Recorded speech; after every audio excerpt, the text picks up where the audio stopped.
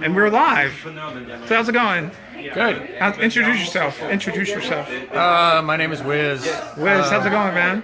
That's short for wizard for obvious reasons. Okay, great. So you were telling me that you went down to the pipeline protest. Yeah, So last week.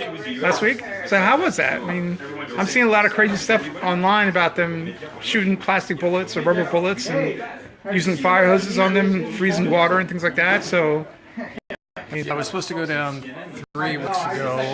A friend of mine, Danielle, asked me to drive the truck, and I couldn't because I had some commitments. okay, And she went ahead and arrived down there at Standing Rock, and she helped put together some teepees for the elders, and she was on the front lines on October 27th. She was helping some of the elderly women. They call themselves the grannies. They were in prayer. Right. They were in a sacred pipe ceremony and during the protest right on the street, and the authorities moved in and sort of surrounded them and arrested the entire group for nothing more than peacefully praying. And then she spent something like 4 or 5 days in jail in North Dakota, and that was no joke. Okay. Because, they basically made them sit in dog kennels with no heat. They stripped them. They strip searched them. They basically did body cavity searches on these elderly women for doing nothing more than a peaceful pipe ceremony. And then they charged them with felonies. And when I heard all of this, I decided, I can't let that be. I have to go and do my part too. Okay. So the opportunity came about 10 days ago to do the same thing again, drive a truck with supplies. And I went on a convoy with 45 other people from Seattle. Okay. A lot of those people went to involve themselves in civil disobedient actions. Right. Others of us were volunteers in the medical tents. Some people volunteered to work in the food tents. I personally went to provide wood stoves for elderly people who had lodges with no heat, and also put up teepees for people that didn't have any lodges. So that was my way of contributing. Wow. While I was there, every day they're going out and they're doing actions, and people are coming back. One of the people in our group was arrested during an action. They kind of singled him out and tackled him from behind, and he hit the ground and got a mouthful of. Now he has to go back to Standing Rock. He has to be there for an arraignment, I think, December 20th. But I think he's going to go a little bit earlier because on December 4th there's a Veterans March. Where at least so far 1,000 veterans have signed up to show up. And I'm a veteran too. So I think I'm going in the next few days so that we get there by December 4th. Right. And the plan, I heard about it when I was on site. The rumor at that time was that it was going to be led by a retired 4-star general. I don't know who that is going to be. But the idea was that the veterans would protect the water protectors, the protesters, and get in the way between the authorities, the local police, and the protesters, and basically confront those police officers and say, are you really going to? We're your brothers. We've done the same thing. We've been in your boots. Are you really going to do this to us too? Yeah. And I put in 4 years in the Air Force myself. I was a law enforcement guy when I was in the service. And I think this time around I'm probably going to stand up there on the line, and I'm going to look those guys in the eye, and I'm going to say, young man, you could be my son. Put the guilt on him. Yeah. Are you really? How do you feel about this? Are you going to go home and face your children? Right. Your family, with with a clean conscience doing this. I know there was some women that were coming out with mirrors and had the mirrors up to them.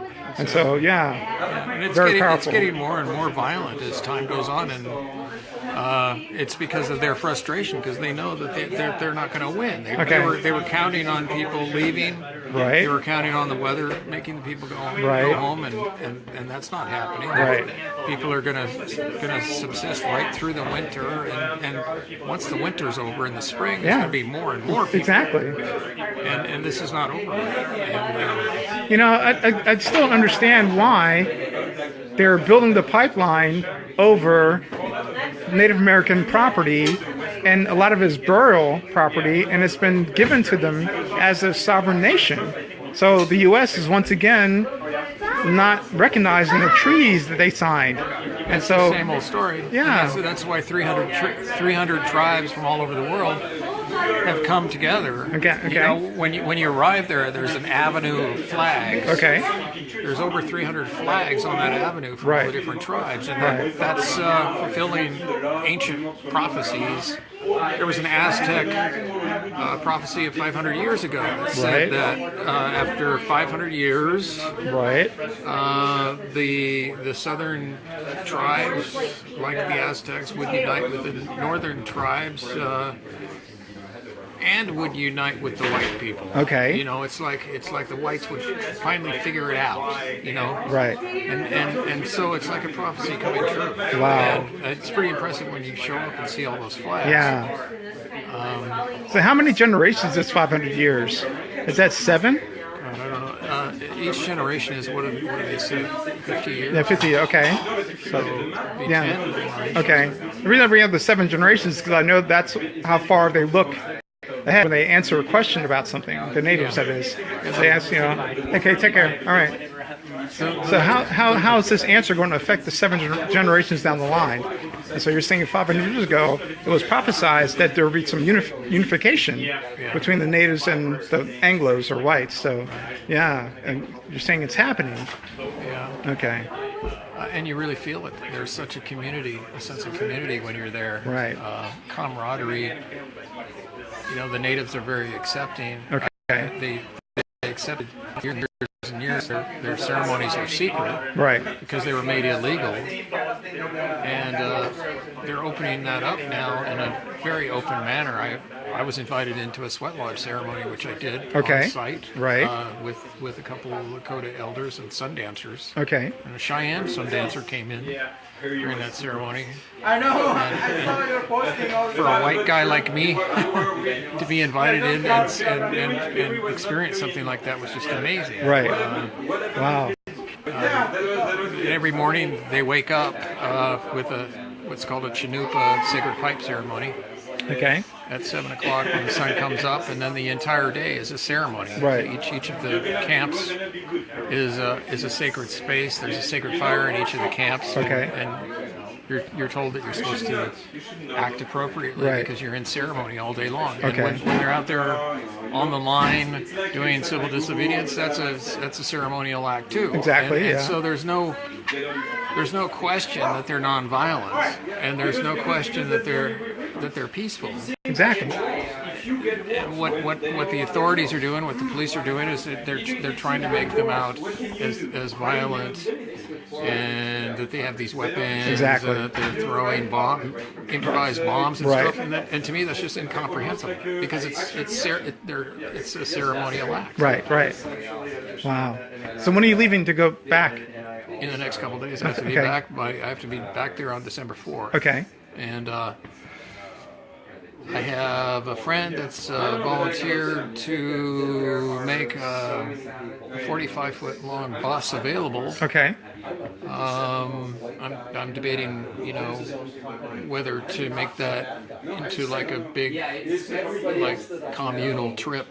Okay. With quite a few people. Yeah, because I know there's a lot of organizations here in Seattle that are meeting for the Nupal or for the reservation. Yeah, there seems to be a lot of people coming and going. Right. So I don't know exactly how I'm going to go. I might just drive a big box truck with supplies. Okay. They need a lot of medical supplies and other kinds of supplies to get them through the winter. Okay. And I think that's what we Right. might be taking. Okay. Well, thanks, Wiz. Any final words you want to say? If you feel like you want to contribute, stand with the people at Standing Rock. Walk your talk. Go there. Okay. All right. Thanks a lot. Okay. And God bless you. I call it Turkey Day. I don't say Thanksgiving. I say Turkey Day. So, all right. And we're done.